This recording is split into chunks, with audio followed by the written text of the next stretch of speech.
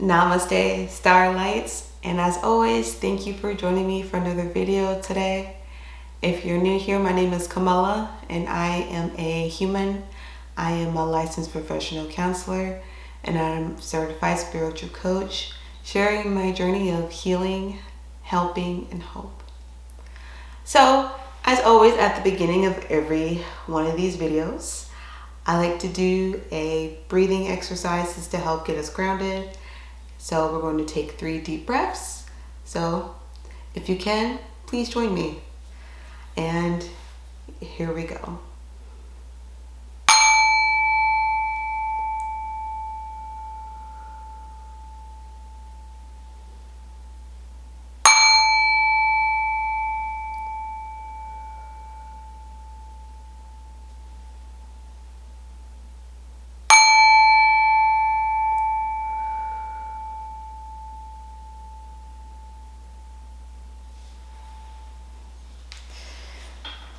And as always, Starlight, thank you for joining me in that grounding breath. And so, setting the intention for today's video, and we'll see here because this lighter is pretty much dead. Okay, we got a little flame going on here. So the intention for today's video is going to be about how to foster or how to utilize our loneliness and our alone time for growth. How to get the most we can out of that, right? And so let's see here if I can get some smoke coming off this. All right, there we go. So just hoping that Starlight, you're able to, once again, use whatever time you may feel lonely and turning that into a strength. And the idea for this video came up because I was reflecting on my own journey with the emotion of loneliness. And it's an emotion that, I mean, just being a spiritual being, having a human experience, right? It's an emotion that I felt a few times in my life, and I can remember feeling lonely as early as maybe around the age of like 10 years old, which, you know, could be young in some people's eyes, could be a little later in life depending on what you've experienced. But that's the first time that stands out to me that I truly felt alone. And that was because I moved to a new state and I didn't know anyone, and I was, you know, a student in school, and I had to start over, and that was really hard. Throughout my life and growing up and up until this point in my lifetime, I feel like I've felt lonely a lot. And it's been for different reasons. It's been because, you know, literally I didn't have anyone in my vicinity, to feeling alone in the room despite there being other people. And that falls under the concept of being seen. And when I was growing up, I don't know, loneliness, well, so let's back up here, right? There is a difference between being alone and feeling lonely. So let's kind of get that out of the way. So the difference between those two is that when we are alone, like being alone, we are just by ourselves, and yet we are still able to thrive and find fulfillment and that alone time and just having space to ourselves. When we're lonely, now as mentioned, we can feel lonely even with other people around. When we feel lonely, it's because in some shape or form we don't feel seen. So that's why we can be alone and not feel lonely, right? And we can be lonely despite not being alone and being around other people. So there's that difference. So I think for me, a lot of it fell under loneliness because I felt like I wasn't seen by other people. And maybe that's a relatable feeling to you, Starlight. And it's a painful emotional experience to have, right? No one likes to feel alone. Being alone is different, but no one likes to feel lonely. And once again, there were instances in my life where I just had to do things alone.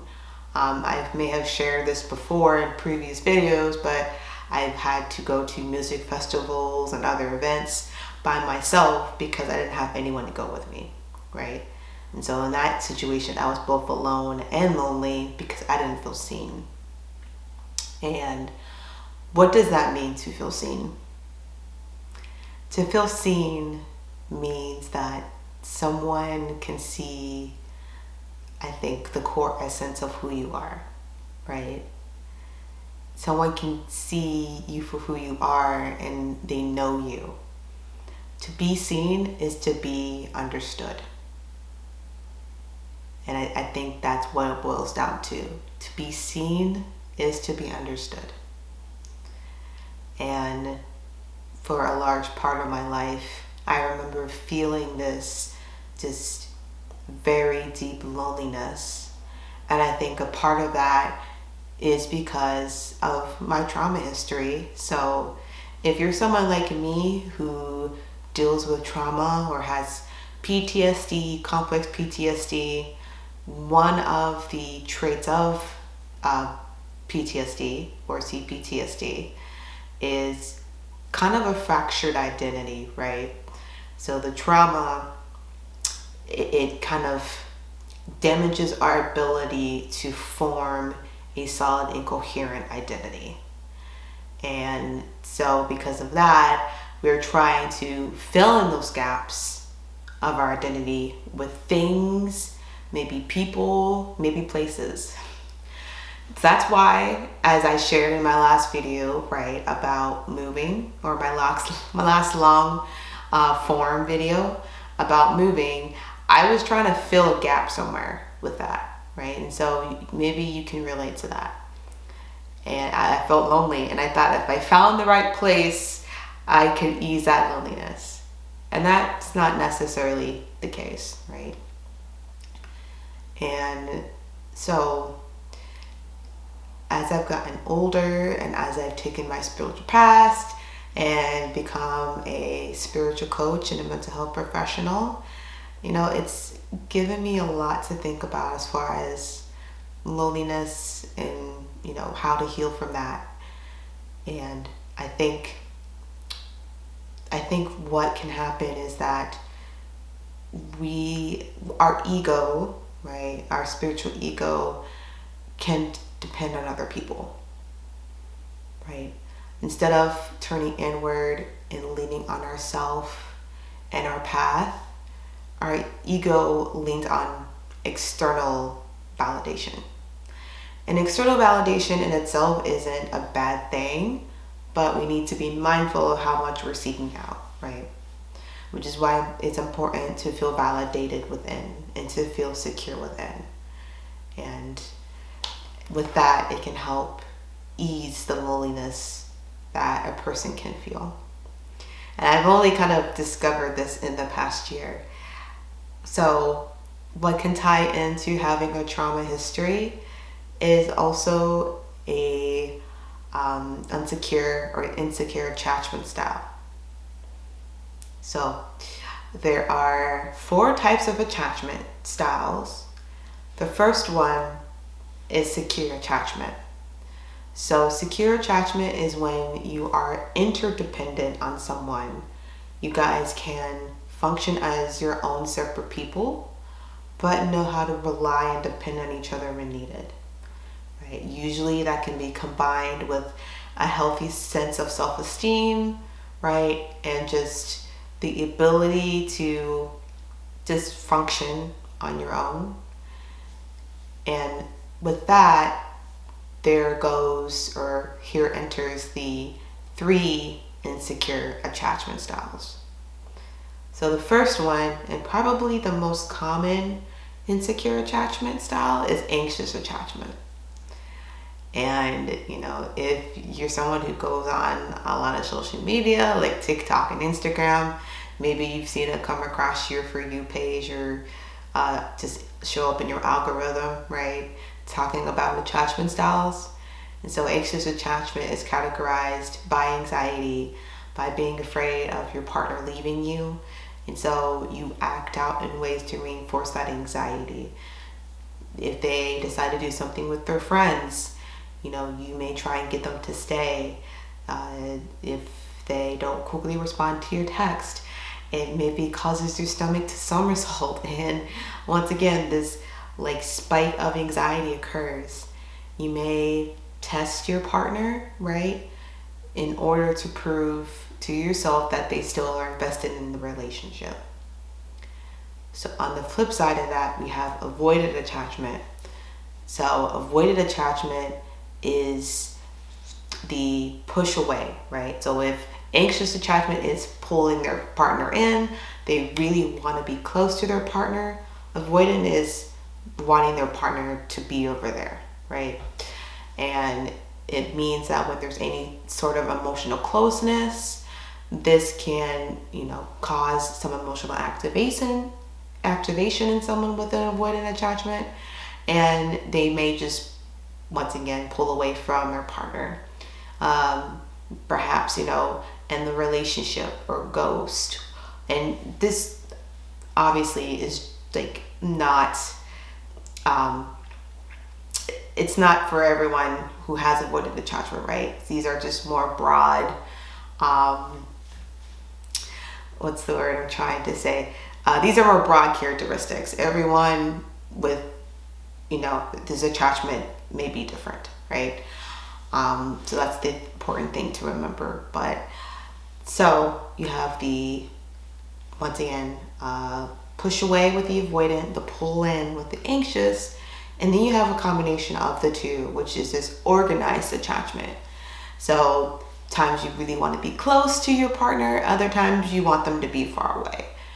And we gain our attachment styles through our childhood and how our parents and or caregivers, depending how many were available, our attachment styles come as a result of how they responded to us and our emotional needs as a child. So I will disclose that, you know, I lean more towards the anxious attachment style. I've also to kind of display disorganized, right? And that's something that, you know, I've been working on my journey. And with that, it can go hand in hand and mostly activate the feelings of loneliness, right?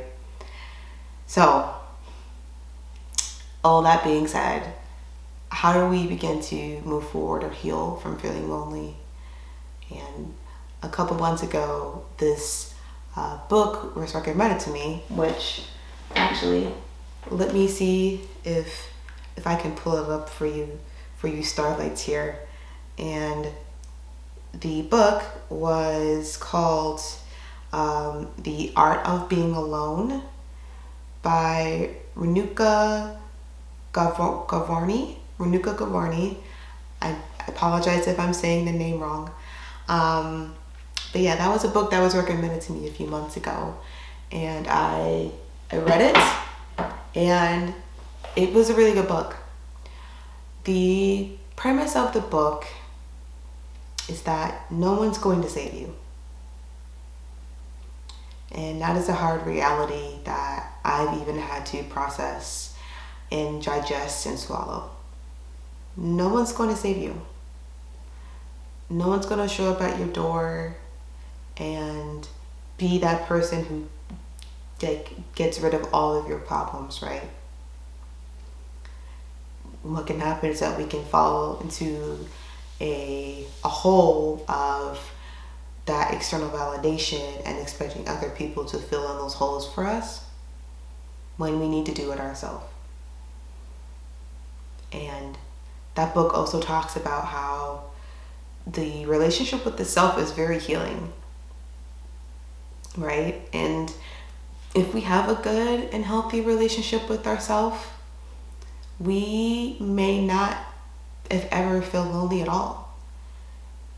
And something throughout my journey as well was recognizing that I didn't have a great relationship with myself, and I was expecting and hoping someone would save me, and that if I just had the right group of friends or the right romantic relationship, there would be no problems in my life, and I would never feel lonely. And I learned that wasn't the case, right? I learned that was the ego's way of just looking outside of myself for all the answers when they're inside. You have all the answers inside of yourself, Starlight. And so I ask you, what does the relationship with yourself look like? As a coach and as a mental health therapist, I like to help people explore the relationship with themselves. And what does that look like? Do you have self-compassion for yourself? Do you treat yourself like you would someone you loved and cared about? Do you treat them with the same kindness and understanding? Do you treat yourself? Do you take yourself out on dates, right? Like, do you just do the things that you would do for someone else? And a lot of the times we don't, because once again, we're looking for someone to do that for us and to just fill in those holes. But what I've realized over time is that being alone can come a certain sense of peace that you can't necessarily get with other people. And now I'll say this, I enjoy being around people. Obviously, my profession requires me to be in contact with people for a large majority of the week and build relationships, and I love what I do. And I have loved ones, family and friends, and that I like talking to them, I like being around them, I like spending time with them. And also, it's kind of this dance of who is the person you're presenting in those relationships as well. Sometimes we find that we want to put on the best face we can for people, and in doing that, we're not being an authentic self. When you're alone and by yourself, you get to examine your authenticity, and you get to be yourself without any outside pressures that may arise, right? And I mean, obviously, once again, we can't have people in our life that we can't be authentic with. We can't have people in our life that don't put those pressures on us. But when you're alone, like maybe you're just by yourself at home, right? You're the one making the decisions. No one else is influencing that. You're the one who's sitting with your thoughts and your feelings. No one else is influencing that. And it's really, really eye-opening. And over time, I've come to see the benefits of taking time for myself. And, as people say, when you are on your spiritual path as well, it can be lonely. And that is because you are spending time alone and doing a lot of inner reflection.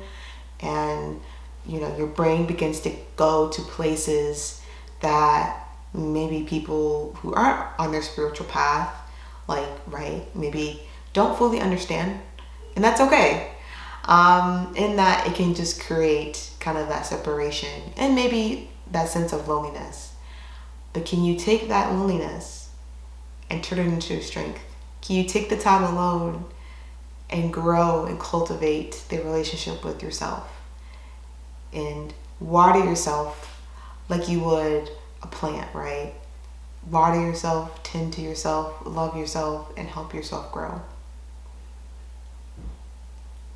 being alone has given me time to sit with my thoughts and process them in ways I wouldn't be able to with other people. And it kind of shifts the responsibility onto you, which is scary. It's scary to be responsible for yourself and your actions. And at the same time, you learn so much about yourself being alone.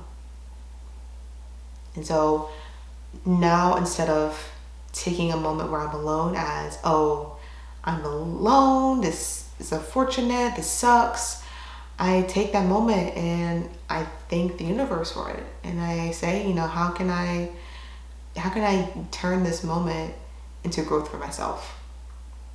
And now that isn't to say that, you know, like the feeling of loneliness doesn't come up, because I'm human, right? And that's going to happen. There are still moments where I do feel lonely, where I do wish I had someone by my side to do this thing, right? Or to have this conversation with.